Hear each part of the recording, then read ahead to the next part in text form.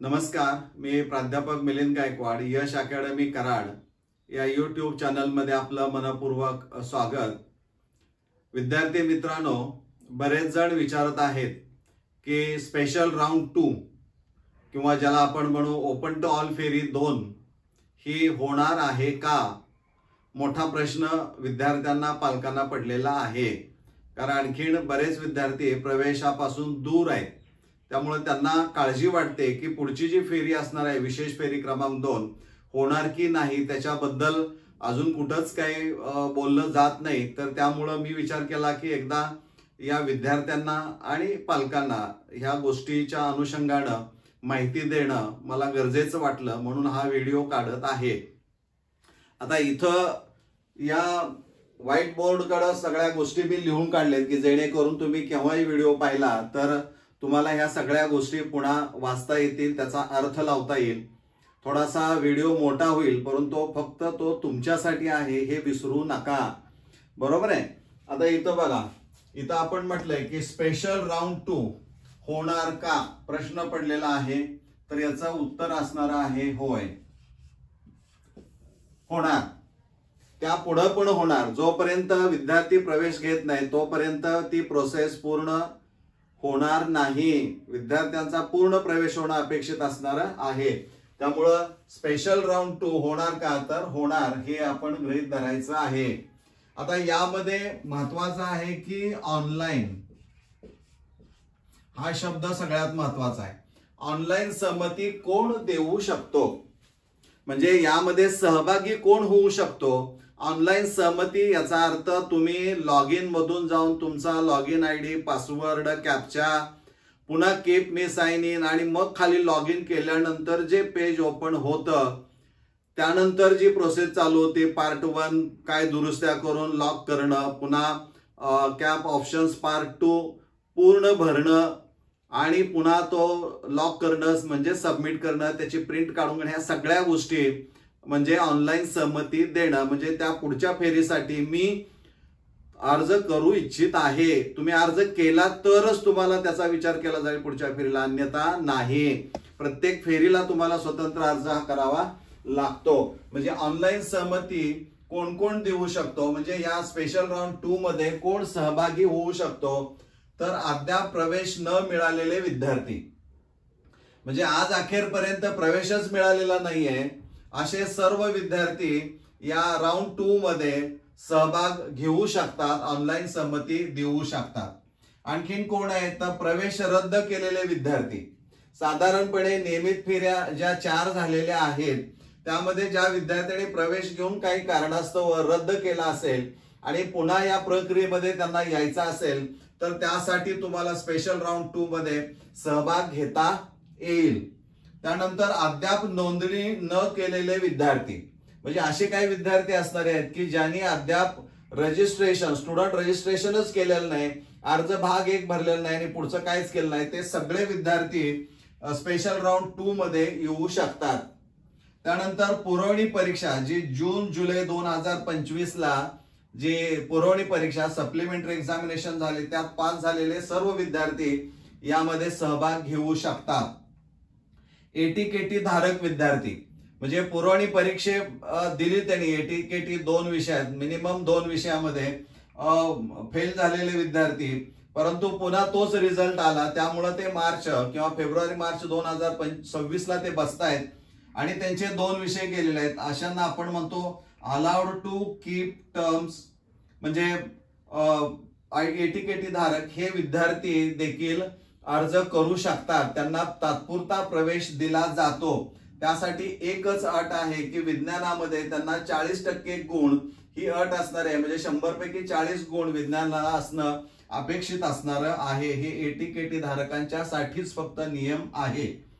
इतर बोर्डचे विद्यार्थी, म्हणजे महाराष्ट्र स्टेट बोर्ड सोडून इतर बोर्डचे विद्यार्थी जर इकडं महाराष्ट्र स्टेट बोर्डकडे येऊ इच्छित असतील तर त्यांच्या बाबतीमध्ये मात्र स्पष्ट पास झालेले विद्यार्थी असले पाहिजेत।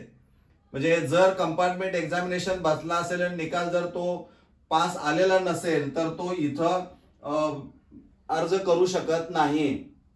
किंवा त्यांच्या बोर्डाकडे एटीकेटी लागू होत असेल तर त्यांनी त्यांच्या बोर्डाकडे अप्लाय करायचं आहे. आपल्याकडं इतर बोर्डच्या विद्यार्थ्यांना एटीकेटी गृहीत धरलं जात नाही किंवा तो नियम त्यांना लागू नाही. पुन्हा ITI, डिप्लोमा किंवा पॉलिटेक्निक याकडे प्रवेश न मिळालेले विद्यार्थी, काही विद्यार्थ्यांनी तिकडे आपण जाऊया म्हणून प्रयत्न केलेला आहे परंतु त्यांना तिकडे यश मिळालं नाही, प्रवेश मिळाला नाही, ते सगळे विद्यार्थी इकडं प्रवेश घेऊ शकतात किंवा अर्ज भरू शकतात. किंवा 11वी नापास विद्यार्थी, 11वीला जे विद्यार्थी नापास झालेले आहेत आणि त्यांना असं वाटतं की पुन्हा मला त्या वर्गात बसायचं असेल तर तुम्ही बसू शकता. प्रिव्हियसली पास्ड म्हणून तुम्ही बसू शकता आणि एटीकेटी जे असणार आहे ते रिपीटर म्हणून अर्ज भरू शकतात. हा दोन्ही मधला फरक असणार आहे. 11वी नापास, प्रिव्हियसली पास्ड, एटीकेटी धारक, रिपीटर म्हणून तिथं तुम्हाला अर्जात भरावं लागणार आहे. यांना मात्र 11वीचा दाखला लागेल, शाळा सोडल्या दाखला, आणि 10वीचं मार्कलिस्ट. म्हणजे एवढे विद्यार्थी, एवढ्या कॅटेगरीचे विद्यार्थी हे स्पेशल राऊंड 2 मध्ये सहभाग ऑनलाईन पद्धतीने देऊन भाग घेऊ शकतात. बरोबर आहे. आता इथं सगळ्यात महत्वाचं आहे की प्राधान्यक्रम ठरवताना कोणती काळजी घ्यावी, कारण हा विषय खूप महत्वाचा आहे. 1000 वेळा मी सांगितलेला आहे आपणाला, पण तरी देखील अजून सुधारणा झालेली फारशी दिसत नाही. सगळ्यात महत्वाचं आहे की ज्या कॉलेजचा तुम्ही प्राधान्यक्रम 1, 2, 3 ठरवताय त्या कॉलेजमध्ये एकूण रिक्त जागांची संख्या किती याचा नेमका अभ्यास असला पाहिजे, तो कागदावर तुमचा असला पाहिजे. म्हणजे रिक्त जागा, शिल्लक जागा किती असणार आहे. तर आता तुम्हाला स्पेशल राऊंड 2 मध्ये भाग घ्यायचा असेल तर तुम्हाला 11 तारखेपर्यंत थांबावं लागेल, कारण 11 तारखेला रात्री किंवा 12ला सकाळी तुम्हाला कळेल की रिक्त जागा किती आहेत. म्हणजे हा अभ्यास खूप महत्वाचा असणारा आहे.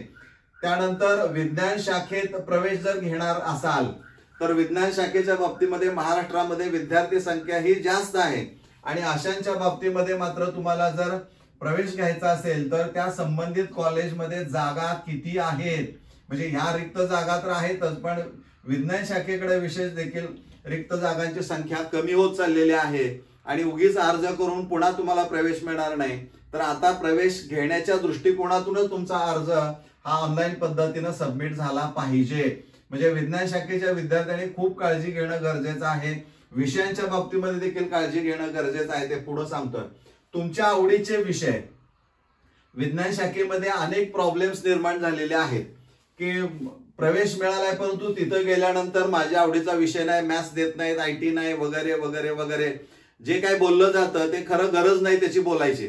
त्याच्या अगोदर तुमचा अभ्यास असला पाहिजे. तो कसा, तर जे विषय तुम्हाला पाहिजे ते त्या उच्च माध्यमिक विद्यालयामध्ये कनिष्ठ महाविद्यालयामध्ये आहेत का नाहीत हे पाहायचं असेल तर मोबाईल किंवा लॅपटॉप किंवा कॉम्प्युटरच्या सहाय्याने तुम्ही वेबसाईट ओपन करून बघा. त्यामध्ये होम नंतर सर्च कॉलेजेस एक ऑप्शन असणार आहे किंवा टॅब असणार आहे. याला क्लिक करा, सगळी माहिती भरा. मागच्या व्हिडिओमध्ये मी सांगितलंय, सगळी माहिती भरा. कॉलेजेस फक्त तिथं UDIS नंबर आणि कॉलेज नेम येणारे ऑप्शन्स आहेत ते मात्र भरायची नाहीत. तालुका, प्रत्येक तालुका किंवा तुम्हाला जिल्ह्यातल्या कॉलेजची यादी पाहिजे असेल तर जिल्हा किंवा तालुका आणि मग तिथं सर्च म्हणा, त्या तालुक्याची किंवा त्या जिल्ह्याची यादी सगळी येणारी आहे. ते स्ट्रीम वगैरे तुम्हाला सगळं को एज्युकेशन, गर्ल्स किंवा बॉईज हे सगळं एकदा व्हिडिओ सांगितलेला आहे. डिटेल्स वर क्लिक केलं तर प्रत्येक बाब त्यामध्ये स्पष्ट दिसते तुम्हाला. म्हणजे सगळी माहिती आहे. प्रत्येक विषय अनुदानित आहे का नाही, म्हणजे अनुदानित का विनाअनुदानित सब्जेक्ट आहे तिथं माहिती सगळी पुढे दिलेली आहे. त्या कोडमध्ये सगळं क्लिअर कट, ऍडेड आहे, अनएडेड आहे, पार्शियल ऍडेड आहे, हा सगळा उल्लेख आहे. तो कागदावर लिहून काढा. म्हणजे प्राधान्यक्रम देताना तिथं गेल्यावर पुन्हा गोंधळ होऊ नये, प्रवेश रद्द करण्याची वेळ आपल्यावर येऊ नये म्हणून ह्या गोष्टी या माहितीवरनं तुम्हाला स्पष्ट काढता यायला पाहिजेत. त्यासाठी त्या नोंदी तुमच्याकडे ठेवणं गरजेचं आहे. त्यामुळं इथं जे डिटेल्स आपण म्हटलेलं आहे त्यावर क्लिक केलं की सगळ्या डिटेल्स त्या कॉलेजच्या तुम्हाला सगळी माहिती तिथं मिळू शकते, इन्क्लुडिंग फी ऑल्सो. म्हणजे फीच्या बाबतीमध्ये मात्र बदल होताना दिसतोय, तो तिथला इश्यू असणारा आहे. म्हणजे हा पार्ट एवढा विज्ञान शाखेकडे प्रवेश घेणाऱ्या विद्यार्थ्यांसाठी खूप आणि खूप महत्वाचा असणारा आहे.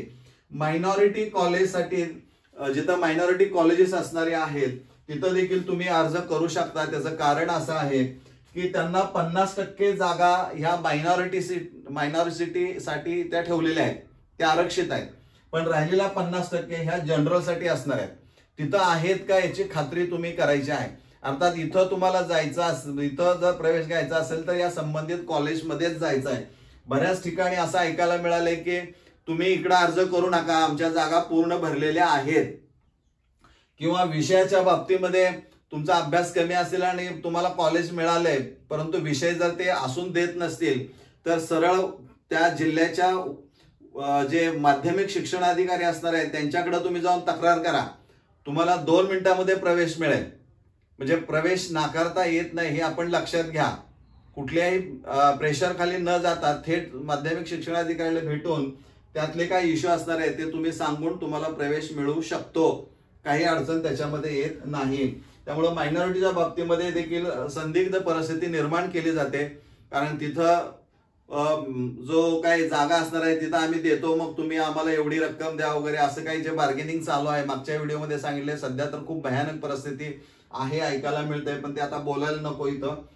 तर ह्या सगळ्या गोष्टी तुम्हाला माहीत असणं गरजेचं आहे. आणि सगळ्यात महत्वाचं स्पेशल राऊंड 2 हा कधी होणार. साधी गोष्ट आहे, एक राऊंड पहिला संपल्याशिवाय किंवा संपताना दुसऱ्या राऊंडची अनाउन्समेंट होत नाही. त्यामुळे 11 तारखेला आपल्याला साधारणपणे रिक्त जागांची यादी देखील त्या रात्री कळेल आणि त्याच रात्री आपल्याला पुढं स्पेशल राऊंड 2 जो असणार आहे त्याचा शेड्यूल देखील आपल्याला कळेल. पण यासाठी तुम्हाला सतत वेबसाईट ही तपासून बघावी लागणारी आहे. ही आपली जबाबदारी आहे. आता इथून पुढे विद्यार्थी संख्या कॉलेजमधल्या जागा कमी होत जाणार आहेत. तुम्हाला कॉलेज मिळणार प्रत्येकाला, पण अपेक्षित मिळेल की नाही याची खात्री कुणी देऊ शकत नाही. त्याचा तर्क लावा म्हणून मी सांगितले. लॉजिक लावूनच ह्या सगळ्या गोष्टींचा अंदाज बांधूनच तुम्ही कॉलेजचा प्राधान्यक्रम ठरवा आणि कॉलेज मिळायलाच पाहिजे. पण तेवढा अभ्यास तुमचा असला पाहिजे. थोडंसं फिरावं पण लागणार आहे माहिती गोळा करण्यासाठी. तर या दृष्टिकोनातून ज्या काही तुमच्या मनामध्ये शंका आहेत या पुन्हा एकदा तुम्हाला सांगाव्यात. आणि ह्या मुद्दा मी तर लिहून काढलेत की केव्हाही कधी व्हिडिओ तो पाहिला तर तुम्हाला ह्या गोष्टी आठवायला पाहिजेत, कारण ह्यातला प्रत्येक पार्ट हा तुमच्याशी रिलेटेड असणारा आहे. त्यामुळं हा व्हिडिओ जितका तुम्हाला व्हायरल करता येईल तेवढा तुम्ही व्हायरल करा की जेणेकरून समस्या सगळ्यांच्या सुटल्या पाहिजेत. मला वाटतं हे एक थोडंसं मोठं म्हणजे थोडंसं म्हणण्यापेक्षा एक मोठं सामाजिक कार्य तुमच्या हातून घडेल असं मला वाटतं. हे तुम्हाला निश्चित चांगल्या पद्धतीने समजलेलं असणार आहे. धन्यवाद.